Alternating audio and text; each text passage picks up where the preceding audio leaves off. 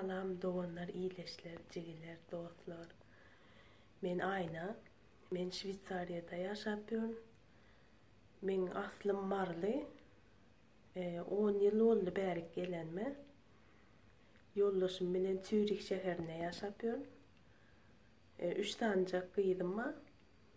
Men şu kanalı berdek hani ütgüş yerleri çekmene hani kuralları var, şoları görkezmeye, yani ütgüş yerlerini, şehirlere gitsem, hani nere gitsem şu taylarını çekip, şu vlog edip, hep dedi 2 edek bolsa, nasip bolsa, hep dedi 2 edek video koyacak olun. Çağacıklarımı ileride görkeden videolarda nasip bolsa, şu an özüm hakkımda aydayınıp şu an çekip oturuyorum videonu.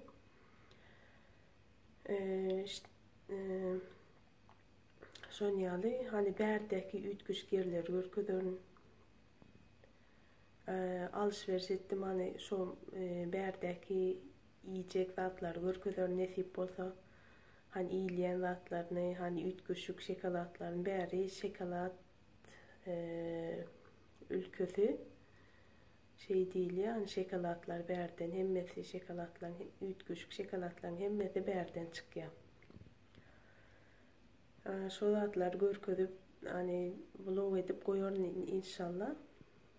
Siz de bana like basıp abone olmayı, abone butonuna basmayı, follow vermeyi, öz Türkmenlerimi de unutmayın inşallah. Yeniki videoda görüşeceğiz. Sağ olun.